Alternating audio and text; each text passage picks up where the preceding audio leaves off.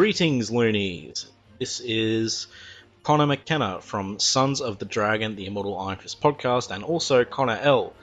from Last Sons of Krypton, a Superman podcast, which I do with your High Priest Ray. I'm also known as Connor Prime, or the first original Connor in existence, as it were.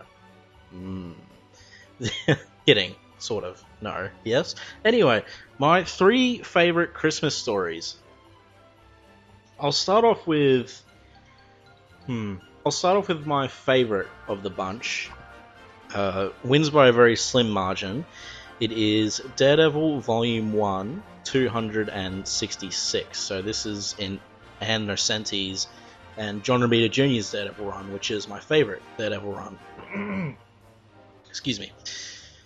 And it's called A Beer with the Devil, which has 2 meanings because Daredevil has a beer with a lady who is the devil, or Mephisto, whatever you call it, but it's a story, it's a very sort of weird story about temptation, and this is in one of Daredevil's slumps, I guess, where he's just bumming around the bar. I don't know, read it for yourself, it's really awesome. It's a bit bleak, but it has a nice sort of heartwarming Christmas ending, I guess. Then we have my second favorite Christmas story. It's Hellboy, A Christmas Underground, which is included in the Chained Coffin and Others collection. Now, this is less about Christmas and more just set during Christmas. Hellboy's investigating. He's doing a job at a spooky mansion for an old lady, and it's a creepy story. It's kind of bleak, weird, otherworldly. It has all the markings of a great Hellboy story. And it's a bit depressing at the end, but also not. I don't know, you read it and you're kind of like, what the hell did I just read? So yeah, I love that story. Definitely worth reading. And my third favorite Christmas story is from DCU Infinite Holiday Special. And it's a Superman story called Yes, Tyrone, There Is a Christmas.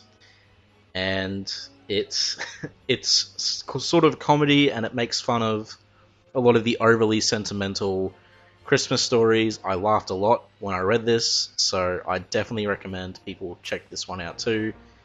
Really funny stuff. And yeah, that's about it. So, to you High Priests and all you loonies out there, have a happy holidays and a great new year. See ya!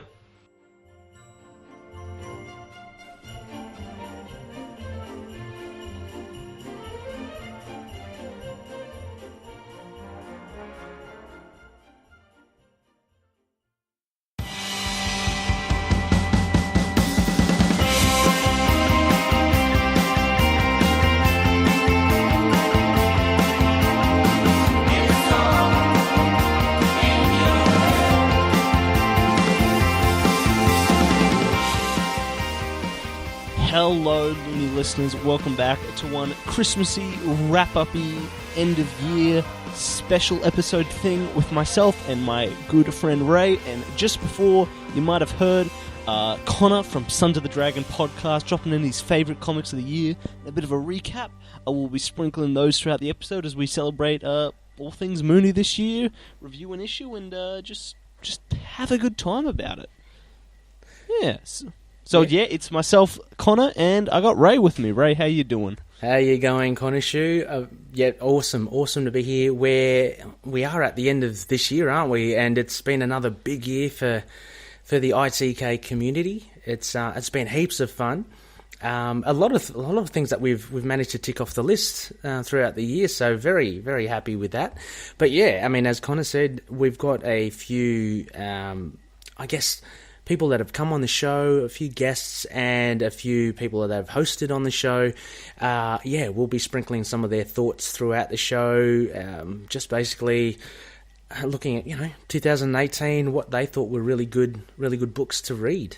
But yeah, it's been Connor, how have you been towards the end of this year? It's been probably a bit busy, similar to everyone else in the world. Well, everyone else, coming towards holidays. Yeah, I was away in Sydney last weekend, so I couldn't be here, but we had the great Tommy on. Then, finished work up for the year, had to quickly cram in Christmas shopping Friday, so, a few days before Christmas, and now now I'm finally sitting back. Well, sort of. The family's over, so Yeah. you know, I can only sneak away so much. So yeah. Yeah, how did it go with the Christmas shopping? Was it kind of stressful as hell, or? Oh, I mean, it's Toowoomba, so it's not as bad as your big towns, like your big like Brisbane, Sydney. But yeah, you know, it was a bit hectic. Big hectic. Did you have a few hours? Yeah. You have a plan of attack, or did you just kind of window shop and see what came to you? Shopping. Yeah, oh, good.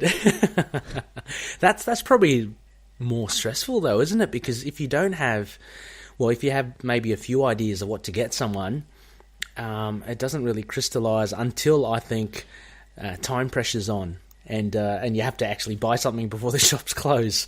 Yeah, exactly. Eve's folks are over here, so they've met their grandson, little Finn, our little Moon Knight, and he's been a blast. We've been Christmas shopping as well. Things have been generally good. I think we've been just picking at it a little bit. They've been here for a couple of weeks now, so we've been picking at getting gifts here and there, and I think we've got all the gifts happening, so that's good. I've got my folks coming over, having a whole big combined thing. My sister's up from Melbourne. That will be on Christmas Eve. So we'll all be celebrating, probably open the prezzies a little early, but a lot of fun. I was, we were talking about this just before. You know how Christmas, obviously, at this time of year anyway, because you have sales and such things to get.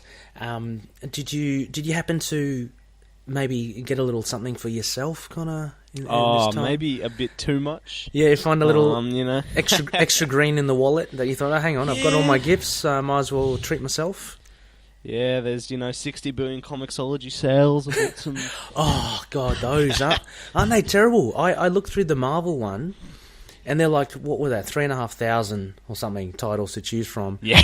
I'm going through them, God, man, I could get a lot of these. Ones to know, I saw, did you see they had a Taskmaster one? I think it was Fred Van Lente, his Taskmaster series. It's only didn't even know that was a thing. Yeah, I think one of our loonies, Sparky Malaki, she's a huge fan. Ah, yes. Huge Moon Knight and Tasky fan. And she had been discussing, this was a while ago in the Looney Bin, about how Taskmaster had is very underrated and he had a really good series. And I think she was talking about this one. It's going for $1.99 over at Comixology. So you got that, you've got these big events, it's all happening there.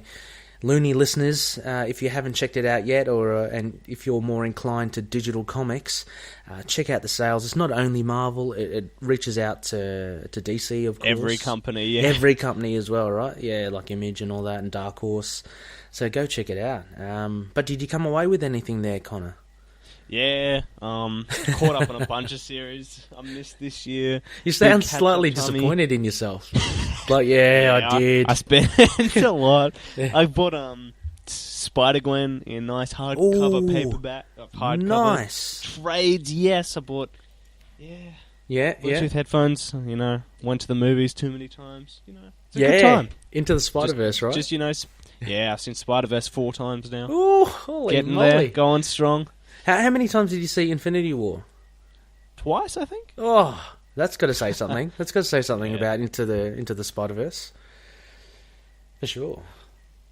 Yeah. What about yourself, though? What about you? You've had a bit of queries before the show. About... Yeah, I was telling Connor all my first world problems. But anyway, I did pick up a few things. What did I get? I found from Valiant Comics the hardcover deluxe edition of Armor Hunters, which I think is out of print at the moment. And I found a shop in Melbourne that still stocked it, so I managed to pick that up. I made good with a couple of other Valiant hardcovers. I got the Dr. Mirage series in deluxe hardcover, as well as I think Volume 2 of the first Bloodshot series in deluxe hardcover. Yes, I mean, I think it's nearly impossible to get Volume 1, but I'm hanging out a little bit of hope. I think I saw it on eBay for something like $400, so that's a bit hard. And also Archer and Armstrong Volume 2 of the hardcover deluxe. So yeah, spending big on some trades, really loving that. And yeah, Connor, I was asking Connor and pleading with him what I should do, because I think I am starting to get hypnotized under this spell of the Hasbro Legends figures. I've only got two myself. I've got Moon Knight, of course, and I've got a multiple man Hasbro Legends figure. And I was asking Conishu, I said, Conishu, what should I do? I have been trawling eBay and Amazon, and look, I can either get like another 4 multiple man Legends figures, because I want to build a multiple man army, right? So I found a good deal there, or I could go and get another 4 or 5 varied characters, like before the show. Oh, yeah, sorry. I thought you were saying 4 or 5 multiple men. I was like, before the show it was 3 or 4, now it's 4 or 5. 6 or 7 before the episode's done. Yeah, that's on top of the one that I got. What's this? It's my multiple man room. Don't go in there. Yeah, true. I've been caught out.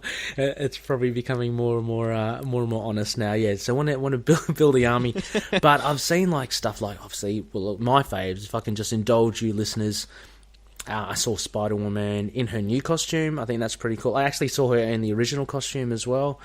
That's going for a bit more, but that's pretty cool.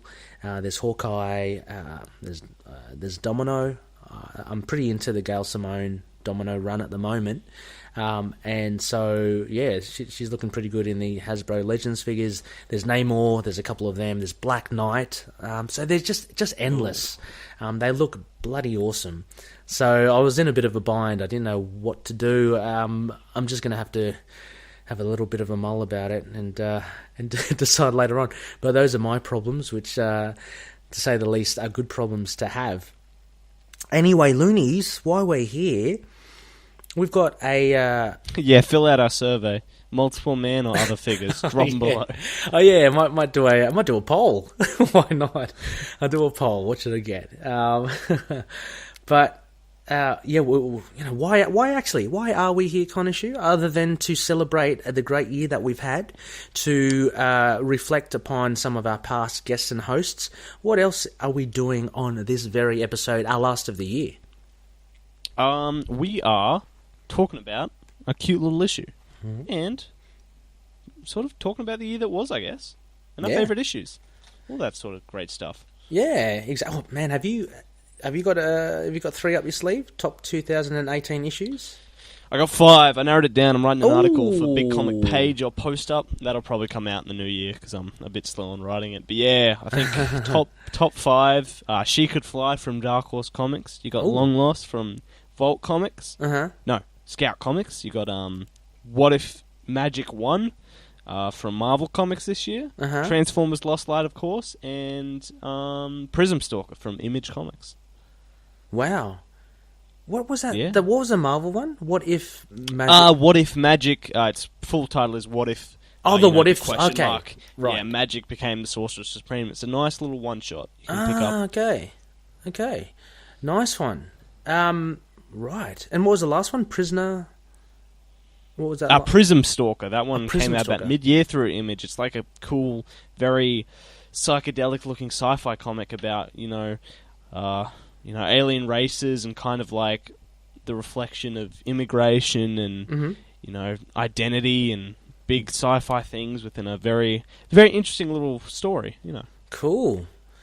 Yeah, it's been a long year, hasn't it? It's. I'm trying to think. I actually haven't compiled a list. I can rattle off a few, but just trying to think of the ones earlier this year. I mean, there were so many good runs, weren't there? Yeah, I think when I went through, when I've been making this list up for a while, I think when I started, I had about 87 different books. Oh wow! That I all thought were worth it to be, thought about for best of the year. Yeah, it's a good year. Bloody hell, eh?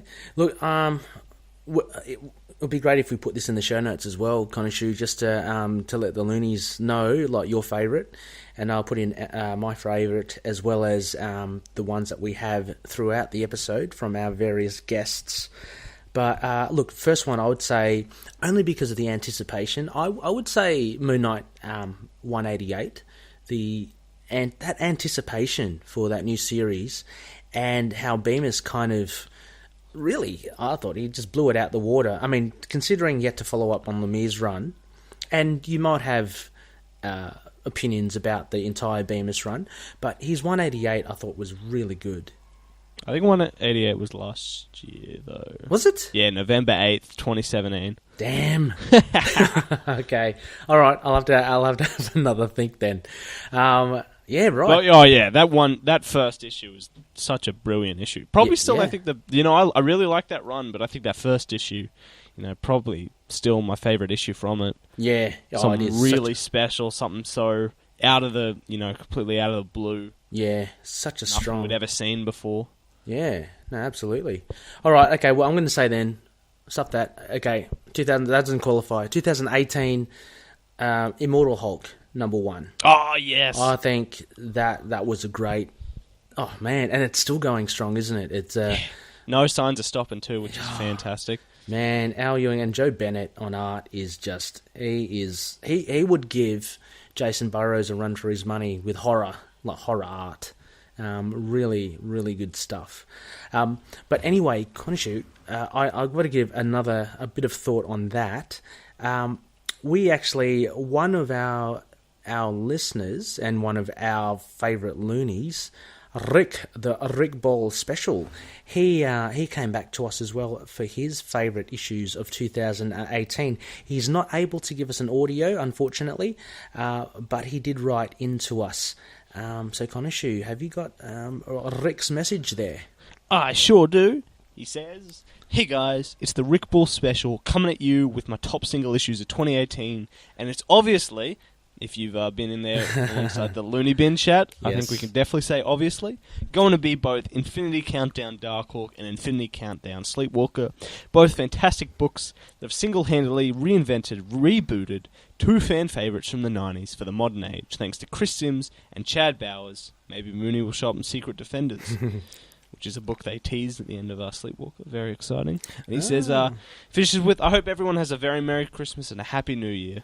Thank you so much. Shout out to your boy. Yeah, shout out to the Rick Ball special hurtling at us with his messages. That's cool. And, yep, no doubt, that Darkhawk countdown was really good. Very strong. Yeah, Sleepwalker was just as good if you haven't checked it out yet. I just read issue 3, so I haven't finished it yet. Yeah, so I can't wait for that. I've got the number 4 in my pile. I'm really slow. So I've heard good things about it. But yeah, no, cool. That's awesome. Definitely check these out. And again, these will be in our show notes, Looney listeners. Yeah. So Conishu, I'm wondering whether. Look, why don't we just take also another quick break? Well, a quick break. We haven't taken one. We haven't taken one yet. And let's just go to a quick break. We'll hear from one of our fellow collective members. Hi, this is Dave. And I'm Stu, and we're from the Signal of Doom. We're proud members of the collective, and you're listening to Into the Night, a Moon Knight podcast.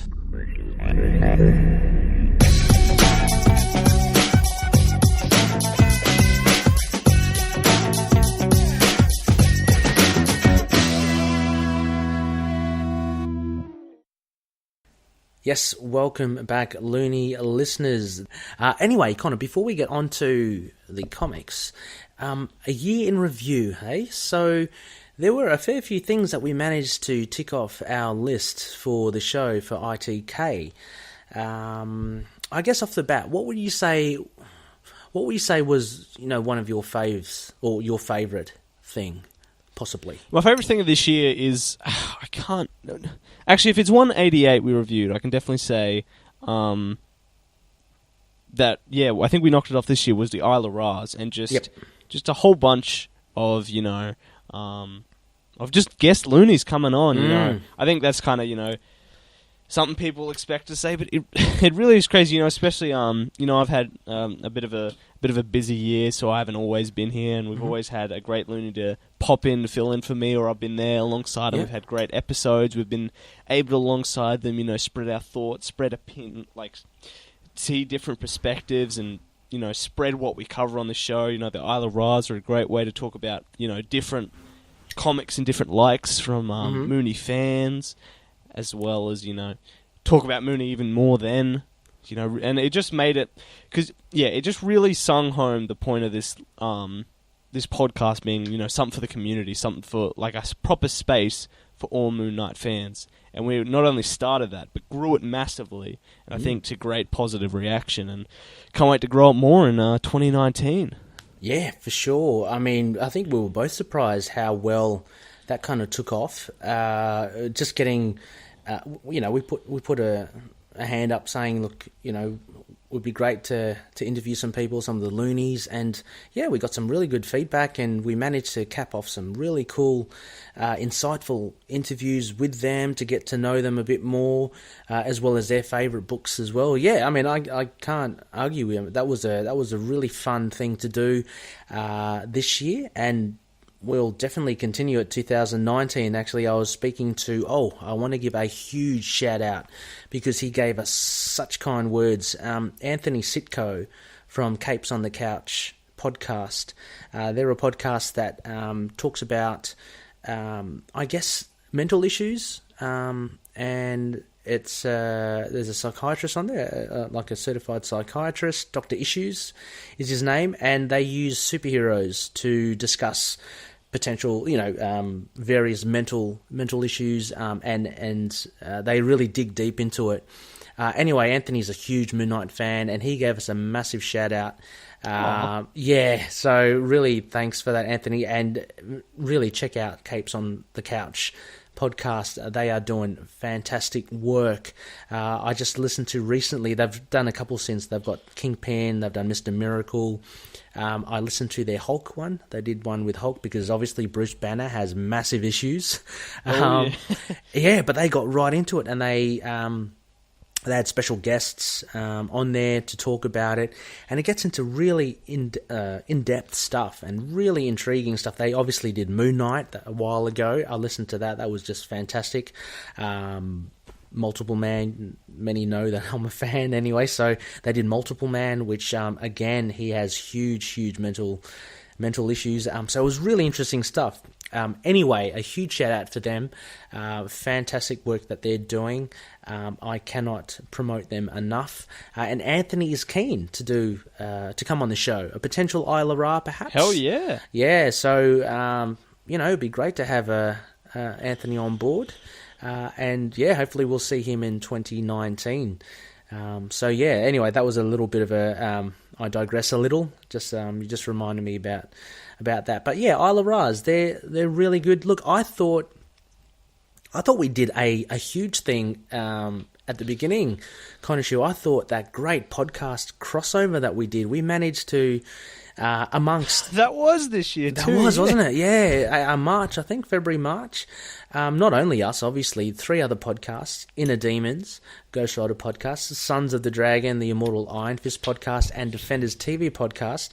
Between all 4 of us, we managed to, I don't know how we did it logistically, we managed to coordinate, and we reviewed every single core issue and tie-in issue for the Damnation series. I thought that was so much fun to actually, it just made us, for me, it made podcasting, and it made me feel that we were part of a community, which we ended up being, part of the collective, which is another big thing. So, I think that was a pretty good thing that we did this year. We also had, let's not forget, Connor, as well, our big 50th episode. We had Jason Burrows, our first massive interview with none other than the current artist of the time for Moon Knight. That was really fantastic. He was so generous with his time. would love to get Jason on again next year. And of course, a few episodes later, we had Max Bemis on. I thought that was a real watermark for the show. I was very happy. Yeah, to real get pleasure, Max. a real highlight, a real. Yeah, but exactly as you say, Connor, I think the overarching thing to all of this is the strength of the community, the Looney community, and for people stepping in, you know, have to give the honourable mentions to the like of obviously Tommy the Man on the Streets, Cavill, you know, you have Chad, the power of Chad, always willing to contribute, whether it be his voice or writing stuff for us. Same with Tommy. Then you have Josh Geronimo Johnson, Dustin, Cold Case Kurtz. They're all, you know, the list kind of goes on. So really grateful. And the people in the Looney Bin. It's just been really a lot of fun. So plenty of good stuff there. And yeah, big shout out to Ray as well. You know, like I said, you know, I've kind of been busy this year, and Ray single-handedly jumped into like most of these things, set it up while I was off and about, you know, consistently the voice of this podcast. So, you know, a lot of stuff that's happened this year was because of this crazy mad lad doing extensive planning, might I add. If you ever speak to him on Messenger about how he prepares for each episode, this man. Which ironically tonight is it's a little loose. We'll give you this night off. Eh? Oh no, cheers, Connor. But you know, again, and without, you know, sounding like, you know, we're both patting each other on the backs, but well deserved as well, Connor. Yourself, you know, you pull through as well. I mean, I had a stint, had to be away. What I found one of the most hilarious episodes, actually, and again, Loonies, you got to listen to it, is Connor and Rebecca take the reins. They do. I think you guys reviewed 197, if I'm correct. Because I remember it had to do with the poussin, was that the little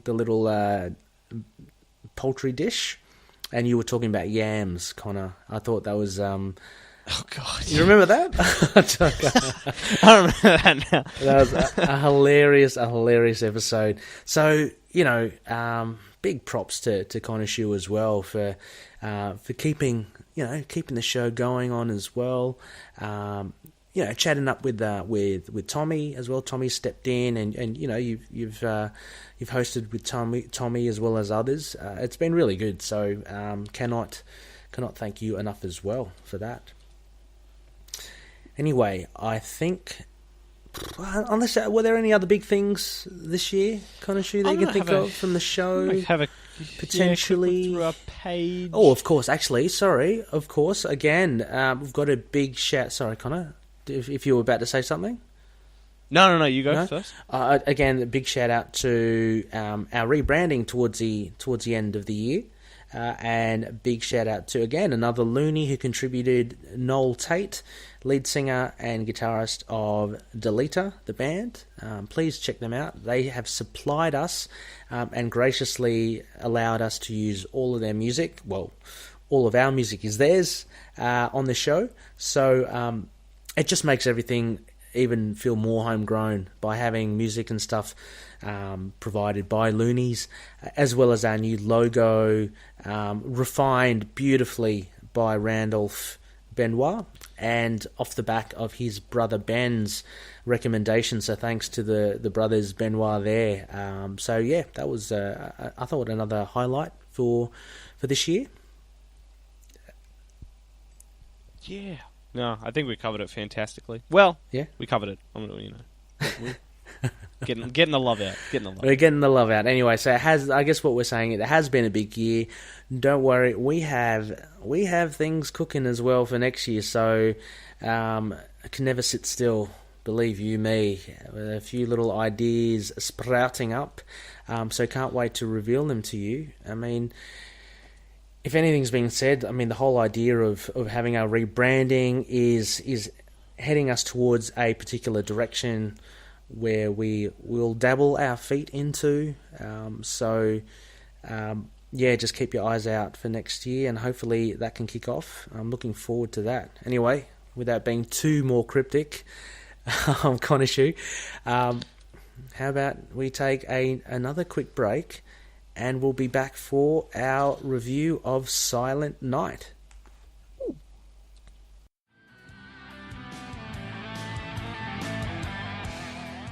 Hi, this is Chris. And this is Brian. And we are the hosts of Inner Demons, the Ghost Rider podcast. And you can find us on iTunes, Stitcher, and other podcast apps for all your Ghost Rider needs. Ride on.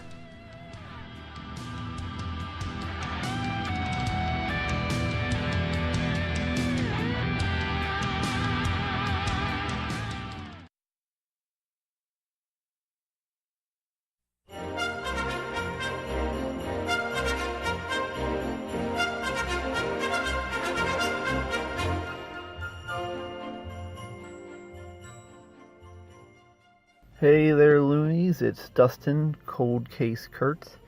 Just want to wish everyone a happy holidays and a great new year. I just want to also talk about my top picks for this year of 2018.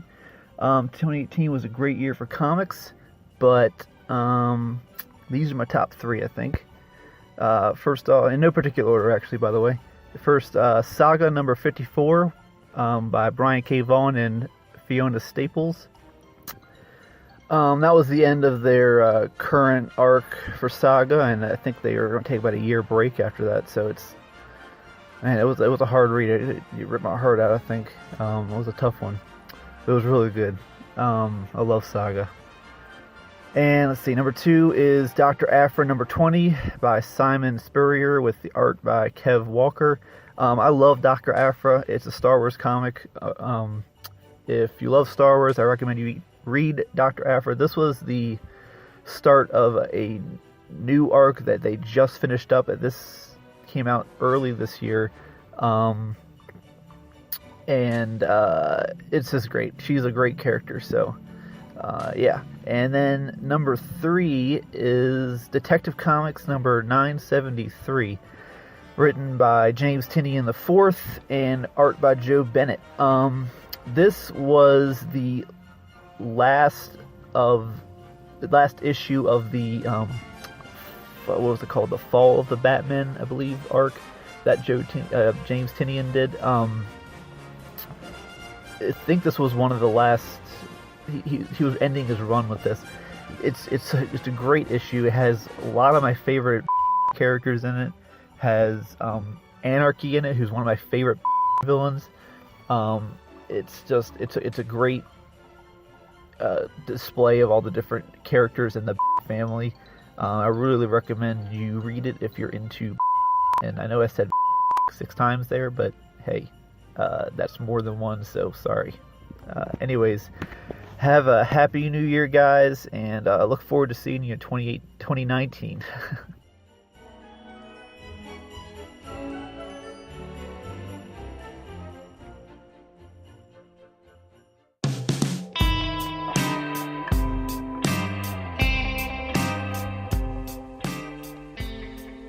Yes, welcome back, loony listeners. This is Into the Night, a Moon Knight podcast. You are listening to, I believe it is episode 79. I believe it could be 80. I can't remember. Anyway, you are listening to our final episode for this year, 2018. And we've had a bumper year, but we are not done yet. We have one more comic book review for you. And this was a good choice by you, Conishu, because it's very apt for the end of the year, the festive season. Christmas. Yeah. Whether you celebrate Christmas or whether it just be a great end of year break, just the festivities, just the whole kind of seasonal thing. We are looking at a comic that was released in 2012. But Conishu, maybe could you divulge some of the details for us? Yeah, sure. This was released in January 2009. Oh, 2009, was it? Oh, my God, sorry. I think so. Yeah. Sorry. Yes, this was taking place during the, at the time, Benson run, what we consider Volume 5. Oh, yes. Yep. Yeah. So 2009, it was written by Peter Milligan, who maybe this is probably his first Moon Knight issue. If not, he wrote some of Mark Spector Moon Knight, which I don't think he did. It's got pencilers, inkers, just general artist Laurence Campbell, colorist Loughridge, letters by Rus Wooton, and editors Jody Leheup, Daniel Ketchum, and Axel Alonso. Yeah, great. And we really must mention also as well, Conishu, why don't we kick that off with the cover by Clayton Crane. True legend. Really, really beautiful. I mean, I know him more from, obviously, the Valiant comics. Yep. I don't know if he's done too much Marvel. Do you know if he's done a lot of Marvel stuff, or... Oh, he did. I think he did. He did the Ghost Rider cover for the Damnation, the Johnny Blaze. Yeah, he does. Yeah. He does a lot of covers. You know, he's still pumping out quite a few in the most recent Marvel solicitations, actually. Yeah, but I think it's a lot of covers, not a whole lot of interiors. Right. Oh, it's a shame because he's brilliant. I think he. Correct me if I'm wrong, Conishu, but he didn't he do 4001 AD? Didn't he do the interiors? Sure did. Yeah, they were phenomenal. He also did Summon Ninjak as well. Oh right, yes. I think he popped in a few issues there. Oh, phenomenal artist. And anyway, we have a cover here, really cool. You got a really badass looking Moon Knight there. Just really going to town with looks like just a thug, but amidst a lot of Christmas lights, I guess the Christmas tree, Christmas decorations. It's really typical Moon Knight, isn't it? So anyway, Conishu, I might thrust this upon you as well for our sliver for this issue. How would you best summarise this Silent Night? Okay, so this takes place over Christmas as a bunch of thugs kill a department store Santa Claus for being a part of some drug lord, crime lord thingamathing, and then Moon Knight goes after them, being faced by a elf costume wearing corpse looking Khonshu berating him as Marlene waits at home lamenting this life she has with Mark. Yeah, that's pretty much it. And it's, man, can I just say, I recorded just recently, a shameless plug again, Last Sons of Krypton. It's a Superman podcast, which I do with another Connor. I'm still not totally convinced it is another Connor. I think it's you, Connor, putting on another voice. But anyway. Oh, kidding. I never live in Brisbane. Okay. Oh, there's them's fighting words amongst the Queenslanders. Yeah, but oh God, what was I saying? I've totally forgotten. I'm blank. You did an episode of Last Sons of Krypton. Oh yeah. You also do a Christmassy thing. Yeah, and anyway, we did a Superman Christmas special thing as well, and we'd actually did two stories of Superman during Christmas time, and both of them were reaffirming, were a little bleak, but at the end they were very positive. Can I just say this one by Moon Knight? It's fucking dour. Man, it was, wasn't it? It was as bleak as anything. And look, and I enjoyed it. I mean, did you? No. No, you didn't? Yeah, no. I was Moon Knight balances, the nice line between, incredibly violent, incredibly dour, and content that you still enjoy. But I just found this, just way too much. It's just. It was an issue so dark, I just found it pointless, I think, is the way I'd describe it. But I'm sure what you think. It's been a while since we've swung different ways on a comic. Yeah, I just thought this was absolutely not what I was expecting. With a Christmas special, I thought it was going to be something along the lines of the Superman comic. So basically, in the Superman ones, it was more about how... how great the human spirit is and the kindness that we all have and sharing and giving, it's a gift of giving, the season of giving. And so I was expecting something like that here. And it opens up with two masked goons. It's the most disturbing thing if you're a little kid, shooting Santa. So Peter Milligan opens up the story with these guys, and Santa's obviously dealing with some sort of seedy seedy side. And anyway, he gets shot in front of some customers. So he's left in his chair there. You know, you can only assume that people were going to have photos done with him. So really, really dark stuff. And towards the end, so at the very beginning and at the very end with Marlene, even that, there was a slight bit of resolution there, wasn't there, kind of with him coming home to her, at least, you know. I was kind of expecting that he'd never turn up. And, you know, she'd be left there waiting, and it's the whole thing, you know, the whole trope of them waiting, having the whole prepared dinner, and then the candles just kind of slowly go down, there's no more wax left. I thought that was going to happen, but he does turn up. They do a bit of the down and dirty. You know, Mark's had a rough night. They have a bit of a go under the sheets, bit of rumpy pumpy, and then and then he goes, oh, he has to go, like he has to do his stuff, his thing, and she's kind of left, you know, just wondering. What does she say at the end? She says, "You've had your present. Good night." Oh, yeah, that as well. Yeah, you've got to remember who you are. So this is almost like a kind of a, what is it? Not a wake-up call to Marlene, but a reiteration to her that she was dreaming of, you know, them having a normal life, you know, but no, this is what her life is, basically. She's in love with this man who can't give her what she really wants. Yeah, she needs to get out of here. It's a shit life. Yeah. Terrible. And that's how they end the Christmas special. Yeah, but anyway, so maybe you can explain then what really, apart from the utter bleakness of it, what was really rubbing you the wrong way?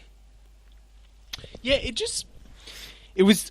Yeah, I guess that the problem is, you know, I got no problem with a bleak story. You know, I like Moon Knight, I like a bunch of stuff, but it just didn't have a point. Like, I already know the character of Moon Knight, and all this does is tell me it again, but during Christmas time. You know, I don't feel like I learned anything new about the character. I don't feel like there's anything that happened except that Khonshu's more racist than he usually is in this one. Yeah. And then, the issue just ends with Marlene suffering and Mark being devoid. Like, we got a lot of this at the start with the bottom as well, where we already saw them, their crumbling personalities. So it's just odd to reiterate this as a Christmas special and call it a day. I don't know. I see what you mean. I mean, really, apart from the Santa at the beginning, if you took that away, it really had no connection to Christmas, right?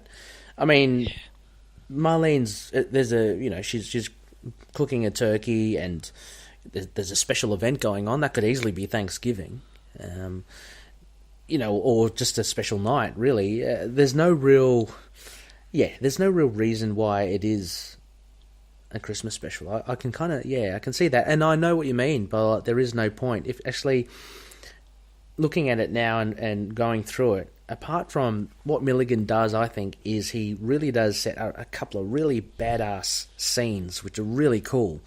But if you step back and look at the overarching thing, it's hard to really find a spine to the story, if you know what I mean. To me, looking back on it and reflecting, I believe most of it, or the focal point, would be Marlene and Moon Knight and their relationship, but most of the issue is taken up with Moon Knight tracking down these two thugs who killed Santa, and then him talking to Khonshu as well, and it's very similar, that kind of same thing about Khonshu just kind of egging him on, and him just kind of going against it. So I mean, I can see. Is that kind of what you meant, Connor? Yeah, exactly. Like, there is good to this. Like, you're right. It's like the setup is, is interesting, and the art's great, and so the action looks great. Yeah, and but it just feels like this should be slotted in another story that says something bigger than this. Yep. Yeah, I see definitely what you mean. But geez, it's got some really cool, like cinematic effects for me, and it really does paint a foreboding figure of Moon Knight, I reckon.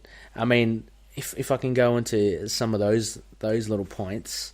So as you said, as we discussed, perhaps the running thread isn't as strong, but you get these little vignettes of Moon Knight scenes here. The first one is obviously, again, it's a little tropey, but how he kind of jumps down right at the start with the credits, looking very much like a menacing figure. I think that was great. One Batman reference. He kind of reminded me a little bit of 100%. Yeah, but it was great. It was awesome. Like you had the shot of the full moon. You had him like swooping down. He looked scary, for a figure in white. But he's got that hooded look and the cape and the dark face. He just looks really scary. The other one I thought, again, was really cool was when he gives chase to that second guy, and the guy gets the car, and he runs Moon Knight down. But then he looks in the rearview mirror, and Moon Knight's standing up again. And it's like, oh man, that is this is one tough hombre, and it just makes Moon Knight look so much like a badass. I thought that was really, really, really cool. And he's strong too as well. Like he smashes that guy through the windscreen. And I like the little detail saying that. I thought he killed him. Obviously, you get smashed through a windscreen with such force, you've got to be dead, right? But the detectives say, well, he could have done this to this guy. Is looking forward to a life of colostomy bags and sucking dinner out of a straw. So, yeah. And Moon Knight hasn't got, like... I was thinking immediately of Daredevil, the Netflix series. Moon Knight hasn't got those hyper senses to let him know, okay, yeah, I've beaten him to the point of death, but I haven't killed him. For all intents and purposes, Moon Knight would have just smashed him through the windscreen and... cared not. Like crushing that guy with the glider in yes. Ellis's issue 5. That's crazy. Yeah, and caring not whether he killed the guy or not. He just, so he's just so vicious in this. It was really good, but yeah, I guess they could have done a bit more with Marlene's role. Yeah, and yeah, like. And if we just attached it to an arc that spoke about Marlene, it introduced an interesting thread, but I want to see what happens to Marlene after this. And, this is a one-shot to, Milligan's take on Moon Knight that we've never seen again. Milligan's not written an issue of Moon Knight since. It just kind of feels, just pointless to me. And it's kind of a problem I have with Tom King's run at the moment. Okay. I have to bleep that out, but we all know who... Tom King's Tom King's writing. Sorry, Connor, only the one reference. Oh, you're right. What have gotcha. I done? I'm going to Moon Knight court now. Better see if Conchu's kind when he delivers my fate before Christmas. I feel like Tom King has plenty of great ideas, and he has a very obvious point he wants to do with Batman, and I've liked plenty of that run, probably about half of it. But then there are issues where I'm just like, why? You're just beating up this character, and there isn't enough in this one issue to be like, oh, I connect to this. It's just, it just feels unsympathetic and, kind of unenjoyable. Once again, though, he has great artists, but, it's just... And, and if this was in a larger story, I'd be like, oh, yeah, all right, I can see what you're doing, but... Yeah, it's a tough one, isn't it? Because it is really a one-shot, and it is a real one-shot special. So, Milligan's... I guess he had to try and impress some sort of point into this, but he's only got so many pages to do so. But yeah, it's... and it seems like, from what you're saying and how you've approached it, or how you have received it, is that he hasn't really been able to capture... like an essence in this story within these 34 pages, which is a shame, because that's the one thing, especially with annuals as well. Especially you want to make them they're short and they have to be sharp. They have to be to the point. They have to be pretty clear about what they do. And perhaps that hasn't done that. This hasn't done that to an extent. And it just makes me think like why you wouldn't just tell sort of a different story, I guess, or maybe make this a bit more Christmassy. It definitely lacks that Christmas feel, doesn't it? Again, apart from the first couple of pages, there's really nothing more, is there? Other than, say, that couple. I guess they were walking back from buying their Christmas gifts. But even that is so ambiguous. Yeah, I mean, and of course, Khonshu wearing the Santa Claus outfit. That's really just token, isn't it? But I don't know. I guess around this time as well, 2009, around the Houston and the Benson run. I mean, this was the sort of Moon Knight, I guess that we were all used to, or around this time. Yeah. So he was, and that's possible as well. This is like even I'm sorry, I didn't mean to. No. Yeah, I was just saying, I was just reading the wiki, and it was like, these issues take place after Moon Knight Volume 524. Mm-hmm. And I guess, that's what I don't have the context of, that there was a run happening right now. Yeah. And, this really does connect with the feel of that run, so that's actually totally a big point I'm missing, judging this on its own. Mm. So, no. It is hard, isn't it? Because Moon Knight is so different. I mean, I know we've said it before, but he's so different between volumes and between the years that, I mean, if you jump back and forth between them and look back, it's hard to pinpoint. Okay, well, everyone has their favourites, like what their favourite kind of Moon Knight is. And you mentioned about the Warren Ellis, the Mr. Knight, or even his Moon Knight iteration there, vastly different, from what we see here. This is very much more conventional, similar to the Houston run, isn't it? It's very much more conventional Moon Knight. Just the brooding, dark, street level hero, and then if you get like even the Bemis's Moon Knight, he's not skulking around in the shadows as much at all. He's pretty much out there, isn't he? He does a lot of fighting, but he's not. He doesn't exude this sort of fear in the villains. Actually, in the Bemis run, I don't think there was any emphasis on I want, the crooks to fear me and to see me coming. I don't think there ever was. Not before this run at least. So because that was that was even in the Warren Ellis thing. That was the big thing, wasn't it? When we were talking about those issues, it's about fear me. It's about really, I want you to be scared of me. And he was telling that dead corpse on the roof. Just tell any of your mates out there that I'm coming for you. So he was really reiterating that I am going to make your life hell. Yeah, it was it was Houston that invented that, basically.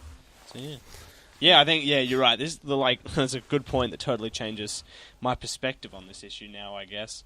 Reviewing it alone definitely leaves a lot to be desired, but I guess looking in a bigger perspective, if I read this again with the entire run, which I keep meaning to. Oh yeah, you should. Definitely. But no, I mean, for sure, you take away your impressions when you first read it anyway. And the beauty about comics or in general is that you can come back to issues and appreciate it differently. You might like it more, you might hate it more. With the Scarlet Redemption, which we did recently with Tommy, last episode. I mentioned there, when I first read that in the 90s, it really didn't impress me at all. But my tastes have changed, I guess, and I really enjoyed it upon the latest read that I had. So it's a fluid thing, and that's a great thing about comics. So. Art's incredible, though. We haven't spoken enough about that. I think Laurence Campbell, who's got a lot of a lot of history with characters like Wolverine, Deadpool, and the Punisher. These big, these awesome murderous folks. Yep. Or at least violent folks. He's got a great handle on action here, and the presence of Moon Knight, which is the most important part about that fear aspect, and alongside Loughridge, the winter element of this issue is amazing. How good is that? It's like the mixture of like dark inks and the white snow is just fantastic. Yeah, that unrelenting snow is brilliant, I think. It really does add to this feel. It kind of gives that, without sounding too obvious, that coldness, and it just really does set the tone, doesn't it? I'm just looking here as well. There's a picture, great stuff from Laurence Campbell. I like how there's a sense of realism, obviously, to his... He reminds me a little... I'm trying to place it. There's a little bit of Sorrentino, I think, in it. It must be like with the inks. Or yeah! I just can't place it, but there's a particular look that it has. Yeah, and a really beautiful style. There's a picture here of Moon Knight looking in on the window with these two lovers just admiring their Christmas tree. Just really great images there. Just his reflection on the window as the couple there embrace each other. Really evocative stuff here from Campbell. Also, as well, the hellish elf that Khonshu is, with his skull-like head and big pointy ears. I think that's the one and only time we see. I mean, obviously because it's an elf. But he just really looked like a goblin, didn't he? Yeah. Took me a sec even to realise if this was Khonshu. Yeah. Because it said 2012, the one I read. It is 2009. So I thought this might have still been like Bendis era. Yeah, right. Benson era. Yeah. So I was like, what? And I was like, no, it's Khonshu. Needs more of a Bushman-y face. Yeah, exactly. And that's it. I mean, were you reading this off a digital copy? Yes, I am. Yeah, I mean, same here as well. So just to mention as well, you can get this. You can still get it easily available on single issues. I don't believe it's been collected in any trade, not to my knowledge, but it is available on Kindle, on Comixology. Moon Knight Volume 4, The Death of Mark Spector. Oh, it's in there. Okay, I've got that. Yeah, it's in there. Okay, I haven't. Yeah. Oh, okay, I haven't read that in a while. So, okay, in that, because that also from memory, because the cover of it that actually has the Moon Knight Annual as well. So, okay, that must. Yeah. Okay, great. That must collect it. Okay, brilliant. Oh, well done, Connor. It's in a collected trade. That's pretty hard to get though. Digitally was how I had to get it. Yeah, from memory, the trades have long since been out of print. I came across mine on eBay or something a while ago. So if you're lucky enough to find one there, otherwise digital is probably your best bet. And I believe it might be available on Marvel Unlimited. So yes, definitely is. Yes, on okay. Marvel Unlimited. So check it out there, loony listeners. Right. Are there any other points here, Khonshu, that you'd like to mention? No, I think I've about covered all of my little thoughty thoughts. Yeah. Similar to myself as well. I think that's pretty much it for me. How about we get into our moon ratings for this? Yes, all right. So, with our highly convoluted moon rating system, for those that don't know, we will rate this out of some sort of moon. Top of the thing, a blue moon, very exceptional comic. That's beyond 10 out of 10. A full moon is 10 out of 10. And everything in between up until a new moon, which is absolutely the worst you can get. So, Khonshu, can I ask you, what would you give this, the Moon Knight special, titled Silent Night? Silent Night. All right. Well,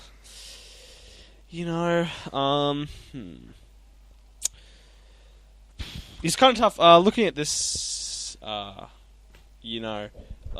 probably looking at this by itself, I'd give it a 1/4 moon, or kind of a sort of a waning Gibbous. Is that the one? Yeah, a quarter moon's like I think 2.5 out of 10, which is no. I hope it's not that bad. Waning Gibbous is that's a bit less than 3/4, so it's about 7 out of 10. Oh yeah, it's probably I'd give it half a moon because classic half moon. That's probably a bit better. Reading this by itself, it just really doesn't deliver. It just seems grim for bloody grim's sake. Khonshu's weirdly racist ? There's a Milligan obviously understands the connection between Marlene and Moon Knight, and if he had a chance to give a full run, I think it would have fit nicely with the tone of Houston and Benson really well. Yeah. And obviously has an interesting idea with Khonshu, but having it a one-shot by itself, it just didn't connect with me. Just overpoweringly grim for no point. Bolstered definitely by good artwork, and Milligan obviously be a competent writer who's written some great stuff in the past, but yeah. And definitely if I was reading this in the context, it might be that possibly that Waning Gibbous, but yeah, on its own, half moon. Yeah, right. Okay. No, half moon there, loonies. So that's obviously a 5 out of 10. I would give it a little bit more. I'd be hesitant to give it a 3/4, so I'm going to touch it just underneath, and I am going to give that a Waning Gibbous. So I'm looking at maybe about a 7, 6.5 to 7 out of 10, I'd say. It was enjoyable. For me, the art was actually a standout, I thought. I'd love to have seen more of the Marlene aspect of it, because I found that very interesting. I did enjoy Moon Knight's exploits and him kicking ass. That was brilliant. Although I felt him talking to Khonshu went on maybe a little too much, and maybe Milligan could have used a couple of those pages for something else, maybe to expound more on Marlene and her relationship with Mark. I agree with you, Khonshu. I think Milligan, for someone who's only written, I believe, one Moon Knight issue, I think he has a really good handle on Marlene and Mark, and dare I say, he's probably given a lot more to their relationship than some writers, some regular writers on Moon Knight. So it really did pique my interest when he used Marlene more than just either a foil to save Moon Knight, or just to be someone that bats her eyelids and waits for Steve to come home, So he actually, having said that, she literally is just kind of waiting for Mark in this issue, but you get more of her thoughts, you get inside her head a bit more, and she forms part of the narrative, which I think is really, really good, and I'd love to see more of. So there you go, Loonies. That would bring us to somewhere between, I think, about a 6 out of 10, if you average that out roughly. So again, check it out if you can, or give it a reread for this festive season. Now, Khonshu, we are going to go just to another break, and we'll be right back. Hey there, everyone. I'd like to tell you about the YouTube channel I Am Your Target Demographic. If you're a fan of comics, we have plenty that you'll enjoy over there, including a series called Heroes Like Us that explores comic characters of all sorts of different identities. And we even have a series that defines words that are used in nerd culture that you may not know what they mean. So you can check us out by heading to YouTube and searching I Am Your Target Demographic, or look up IAYTD on any social media outlet. Yes, welcome back, Looney listeners. We are here. You are here with the High Priests of Khonshu, Connor and Ray, and we are wrapping up 2018 with a big bloody bow. So, it's been fantastic, Khonshu. It's been really, really fun. This issue's been really good as well. I don't think we had any feedback. I did post it up a little late. Apologies, Loonies. It has been, obviously, understandably, a bit hectic around this time. I was going to post up a discussion thread for, discussing this issue, but I may have put it up a bit too late, and so, no responses there, that's fine. But we do actually also, Konishi, before we get into anything else, we do have a rather interesting message from, again, one of our loonies in the community, none other than Josh Geronimo Johnson, to give us his seasonal greetings and his top 3 comics for this year. Take it away, Josh.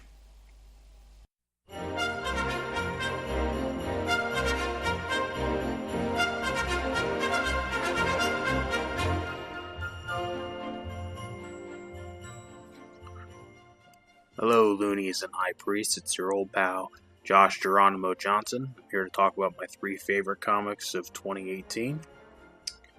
Alright, so the first one I have is Amazing Spider-Man, number 6, or number 807 of the Legacy numbering. This one is just has a hilarious premise. So basically, it's Peter Parker's roommate, Fred Myers, who is also the supervillain Boomerang, figures out that Peter takes pictures of Spider-Man, so he's kind of knowledgeable about it. So Fred takes Peter to basically a Mos Eisley Cantina-esque bar called the Bar with No Name, which is just filled with supervillains. Basically, so Peter can help Boomerang win a Spider-Man trivia night. It's just a hilarious and kind of genius premise, actually. And it's just funny just to see Peter beating all of his supervillains in trivia about himself. And it's hilarious, and towards the end it turns into a big bar fight. It's pretty awesome. So it's just a really funny premise, and it just made me laugh when I was reading it. My number 2 pick is Thor number 7, or number 713 of the Legacy numbering. This one is just a one-shot of Thor from way back in the past, but like before he's the God of Thunder, before he has Mjolnir. It's just him as a tough-ass guardian. And he is on Earth and loving Earth, and Odin lets Loki go through this plan where he has Thor fall in love with a mortal, in this case a woman known as Erica the Red, who is basically like a Viking warrior. And they meet and fall in love together.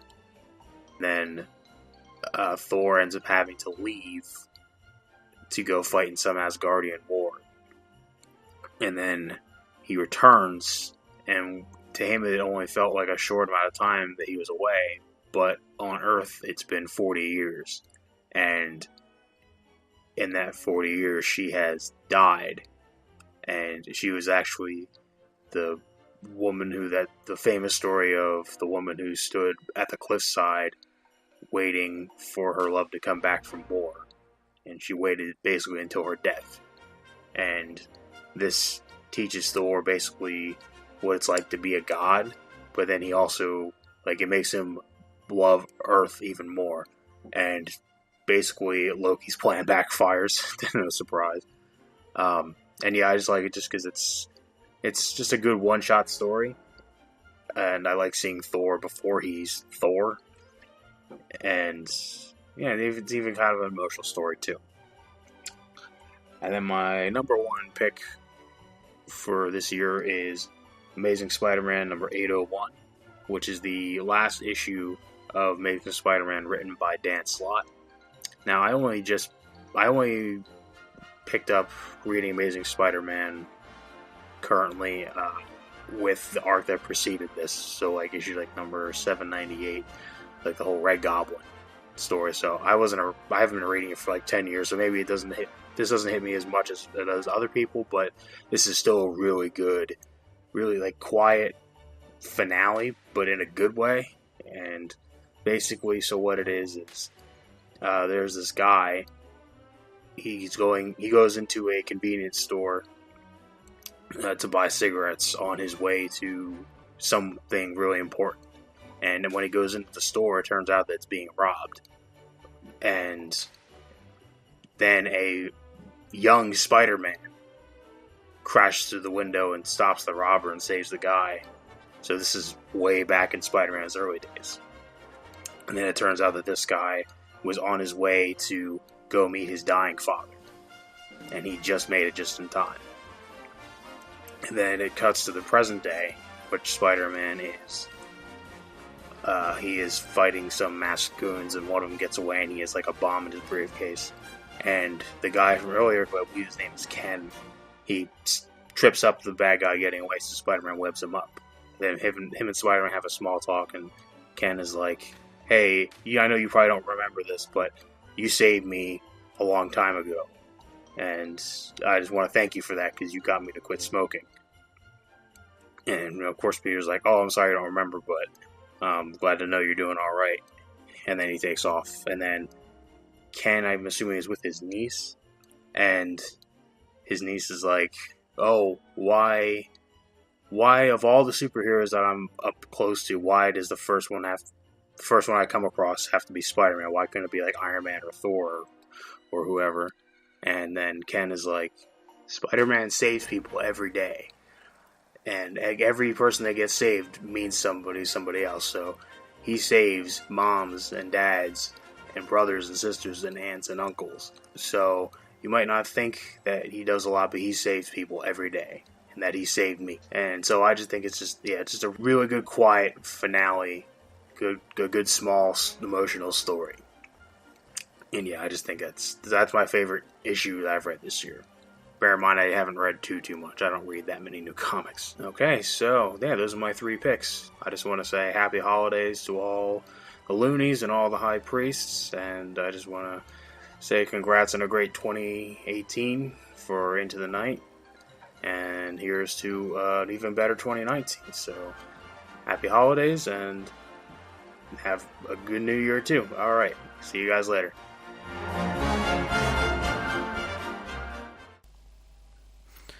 Yes, thank you, Josh. Awesome stuff. We'll be sure to put most of these, if I can track down the variable links on our show notes for loonies to peruse at their leisure. So, Conishu, I think that probably wraps us up towards the end of this episode. Yeah. The days ahead, what is planned for you and the fam? Yeah, family gathering. If I can sneak away, I'll catch up on some comics. Mm-hmm. I'm pretty keen to miss out on a lot of TMNT this year. I'll catch up on that. Okay. Did any of your family members read comics as well? Nah, sadly. I got them a few comics this year to try and force them to get attached. But we'll see how it sticks. Yeah. Okay, excellent, cool. You have a big family dinner, like Christmas Eve or Christmas Day? Yeah. Or okay. Do you do the evening, or do you do? How does it work? Yeah, everyone's kind of around, for the night. Okay. Yeah. And yeah, big dinner, then wake up. It's Christmas Day, fam. You know, that one goes all day. Yeah. Till everyone's dead and tired. Yeah.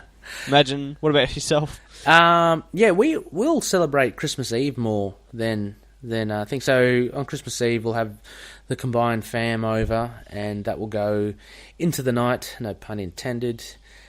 And then Christmas Day will just be, I don't know, I guess it'll be pretty chilled, pretty quiet. We might, I don't know.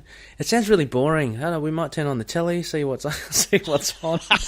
No, you really made it sound much more exciting with that comment. I don't know, Christmas specials. We've seen Elf already. We like to watch Elf with Will Ferrell. He's bloody hilarious. Have you seen Elf, the film? Oh, yeah. I mean, actually, no, not in quite a number of years. No, okay. I don't remember liking it or not. I remember seeing it as a kid. Okay, that's a must. Also, National Lampoon's Christmas Vacation. Gotta watch that at Christmas. Also, as well, the most famous one, kind of Die Hard. Are you gonna watch Die Hard in Christmas? Oh yeah, that sounds like a good idea. Come on, I got the new Claus to read. That's my Christmas present to myself. Sexy Santa Claus. That's Grant Morrison, right? Yeah, sure is. Dan Mora. Bloody hell, that would be good. You're gonna have to let me know how that is, because I heard it's pretty cool. So Or the first one, let alone you're saying the new one's out. Yeah, you get like a one shot every year. Oh, okay. Okay, it's an ongoing thing. Cool. Lovely. Well, I was about to say next phase, Konoshi, but we'll be off until the new year, I believe. Will we? I don't know. Are we? I don't know. We'll see. I definitely don't know what we got planned, but we'll figure something out if Ray's not all babied and... No, I mean, Christmas with the babied out for the next 7 years. That's funny that we have talked about it, and this might not be our last one for this year. We might have one more. Actually, I think I do in the spreadsheet. I know it's pretty tragic, Looney's spreadsheet. I think I've got it down for episode 80. So this is episode 79. I think we've got one more up our sleeve potentially. But anyway, we've got to make this episode sound, monumental because it's a festive season, Connor. So what better way than to lie to our listeners and say that it's our last one? keep them on their toes. That's it. All right, so we might be back. We might be back for next. We got one more before the New Year's, so I'm definitely keen. We can make it. For sure. No probs. Yeah. Well, I mean, I forgot to mention this. We didn't have a news segment, but there is those Comixology sales. That's all the Moon Knight runs will be on sale on Comixology. Yeah, they are. Physically this week we got Moon Knight Epic Collection Volume 3. Yes! To get you through the Christmas season by actually finishing on the Doug Mensch's run for the first time. Yes. Collected ever. How cool is that? Absolutely crazy. So that means those issues should hopefully be on Marvel Unlimited as well. And Yeah, absolutely. Exactly. And I heard on Discord, on our very sparse Discord server, it's still fledgling, and that's one of the things 2019 we're hoping to improve on. But one of our loonies there, Orion, mentioned that Moon Knight Volume 1, Issue 1 is apparently free on Comixology. So, if you want to dabble, if you happen to be a first-time listener, I'm sure all the loonies out there, have reread that back to front and normal ways many times. But if you want to, have a go, see what Doug Mensch is all about, see what Moon Knight back in the 80s is all about, check that out. Apparently that's free. So, definitely. Oh man, that's so cool, Connor. The Epic Collection final rest that completes the 38 issue run from Doug Mensch and Bill Sienkiewicz. Brilliant stuff there, loonies. It's a big one as well, so make sure to chuck that in the stocking and have that sagging and bulging over the roaring destroying fire. Your stocking. Sorry, what was that? Absolutely destroying your stocking. Those things are massive. Exactly. Have it. Give it to Tiny Tim or anyone that wants to read. I don't know. What's in Scrooge, isn't it? I don't know. That little guy. I don't know either. Anywho, it's going a bit crazy. I think. Hang on. Konoshu, I think we have one more, a little holiday greeting from another one of our loonies. So, why don't we just sign off now and we can play that as we go out. I think that sounds like a great... Instead of Conchu watching the Denizens tonight, it's whoever we're putting next. That's it. We haven't figured that out yet, so shout out to that person. Exactly. Going to be watching over you for us. Exactly. Thank you so much. And yes, and they will. How do we end this then, Konoshu? Very happy holidays. Enjoy the bloody time off if you're getting it. Hopefully you're having a good time regardless. And, buy some Moon Knight, pat a cat. Go to bed on time. That's it. This is why we pay Connor the big bucks. I mean, that's a perfect way. Yeah. Like happy holidays. Of course we've got to say that.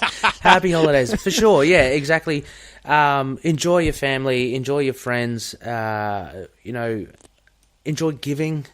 To the ones that you love, and all the best. And we'll see you around the traps. Hasta mañana. Whatever that means. Goodbye, fellow friends. Catch you maybe in the new year. Maybe in the new year, or catch you next week. I don't know how to end this. Goodbye, everyone. May this guy watch over the denizens of the night. See ya. Play us off, Ray. See ya.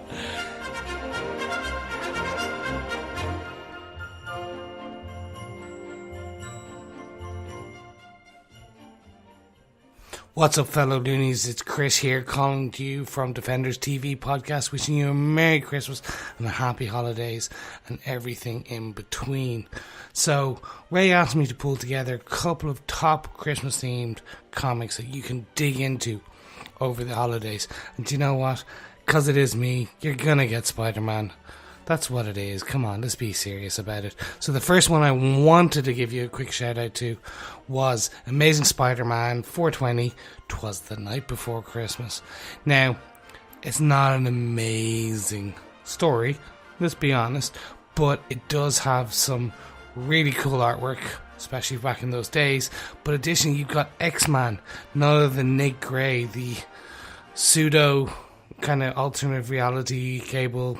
Long story short, but it's really cool. You've got X-Man essentially and Peter Parker teaming up. Really, really nice. I also want to give a quick shout out to none other than Merry Christmas Mr. Storm, which was a Spider-Man holiday special. Basically, you got the Human Torch, you got Peter Parker, you got everything in between. It is fantastic. So give it a good old listen. Finally, none other than have yourself a Sandman Little Christmas. Marvel Team-Ups #1, Human Torch, Johnny Storm, Peter Parker, Spider-Man together. It was fantastic. Want to give a special guest little kind of shout out to, you're going to love this one, Spider-Man Deadpool, issue number 12.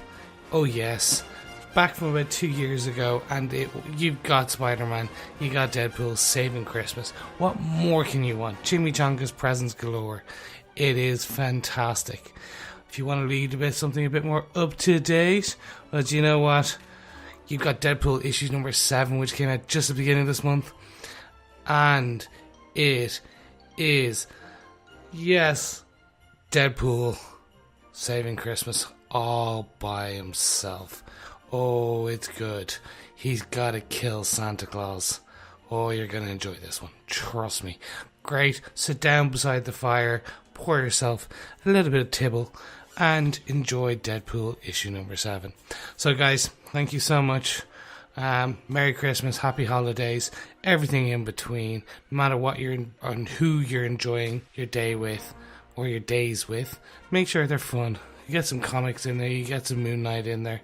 Alright, Merry Christmas from me and all the other boys in Defenders TV podcast.